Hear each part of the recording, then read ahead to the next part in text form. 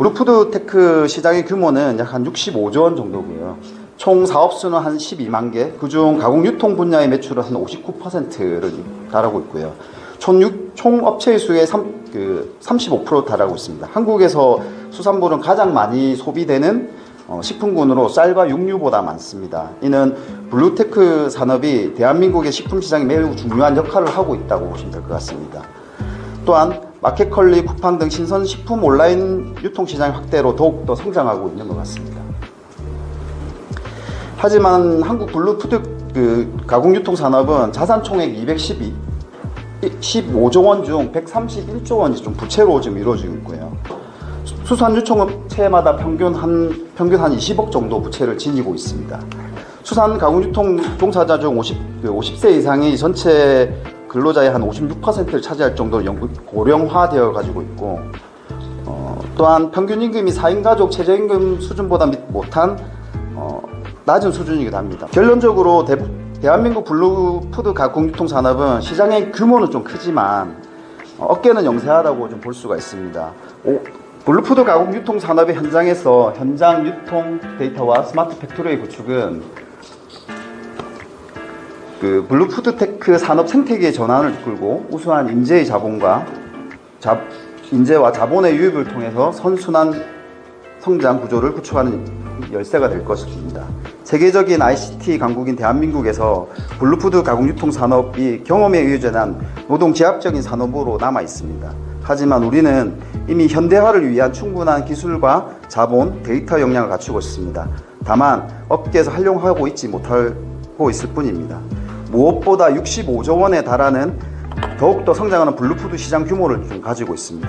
우리 접근은 단순한 감성적인 과거의 사상에만 의지하는 것이 아니라 현대적인 기술과 데이터를 활용하여 소비자와 상호작용으로써 가치를 높이는 방식이어야 될 것 같습니다.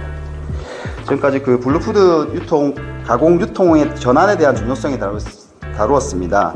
이번 발표를 통해서 블루푸드 시장을 만들기 위해 우리가 해야 할 수 있는 역할이 무엇인지 좀 생각해보는 계기가 좀 되었던 것 같습니다. 지금은 무엇을 먹느냐가 더 중요한 시대. 우리는 바다에서 그 답을 찾습니다. 바다의 힘찬 기후가 강인한 생명력을 그대로 담아낸 보물. 국경을 널리 사랑받아온 먹물. 우리는 누구도 의심하지 않는 전통의 보약지. 지금 바로 바다에서 찾은 우리의 답을 만나보세요.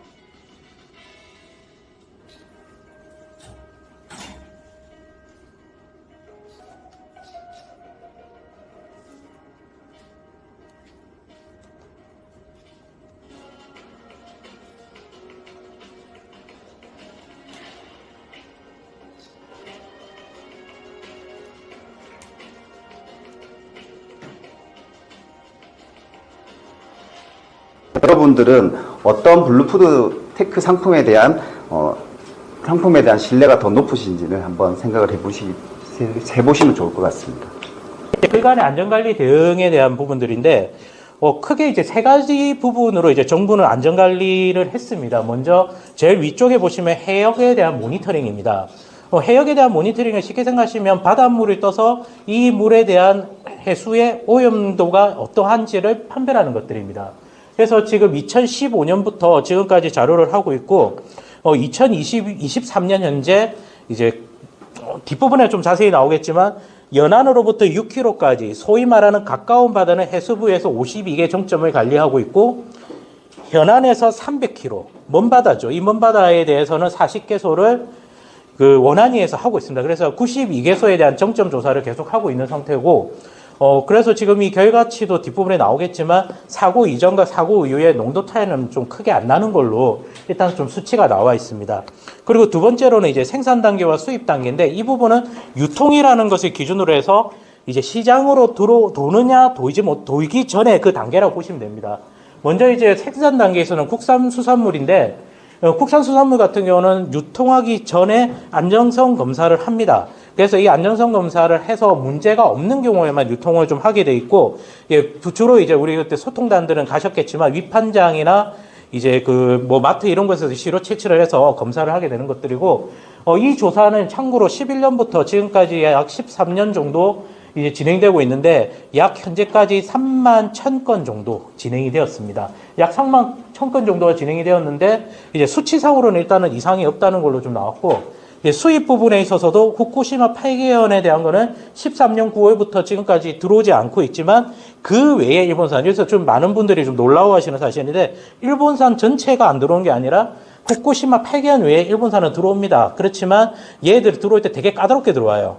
매건 검사라고 해서 예를 들어 트럭이 이렇게 하나 들어왔으면 얘네들을 샘플링을 하는데 적어도 이 매건이라는 거는 원래 트럭 하나를 하면 다른 트럭들은 좀 넘어가주는 형태인데 이제 얘 같은 경우는 이제 하나하나 다 보는 겁니다. 그래서 검사를 해서 이상이 없을 때만 유통 단계로 넘어가고 혹은 우리가 100베크렐이라는 기준을 쓰는데 1베크렐 혹은 미량이라도 0.5 이 정도만 나오는 아주 미량이라도 이 추가 핵종이라는 게 있어요. 우리가 이제 흔히 말하는 요오드, 세슘이 방사능 물질에 대해서 지금까지 가장 많이 쓰는 이제 세계적인 표준인데 이거 외에 이제 소위 말하는 뭐 삼중수소 뭐 얘기 많이 나오잖아요. 그런 추가 핵종에 대한 것까지 문제가 없는 걸 입증을 하라. 그렇게 해야만 통과시켜주는 형태로 수입 규제를 하고 있습니다. 이제 비로소 유통 단계로 넘어오게 되면 이제 수입수산물 유통이라고 해서 이제 21개 종류에 대해서 저희가 들어오는 이제 그 수입처부터 거래량 그리고 이제 소매 앞 단계까지 다 지금 저희들이 관리하고 있습니다. 오른쪽 밑에 이제 녹색 글씨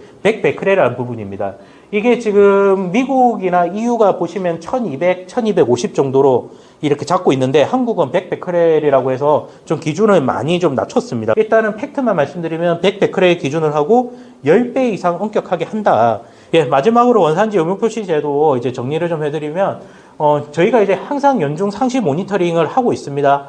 그리고 그 원래 명절이나 여름철에 이제 특별 점검 통해서 그 중점 소비 시기에 저희가 이제 단속을 하는 형태고, 그리고 지금 최근에 이제 추가가 됐던 부분이 국민들께서 우려하시기 때문에 그 우려하시는 부분을 하나하나 찾아가겠다는 겁니다.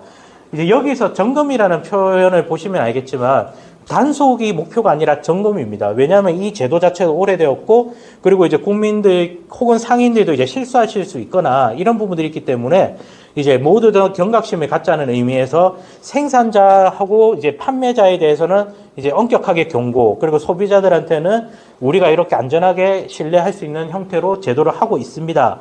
긴 시간 경청해 주셔서 감사드립니다.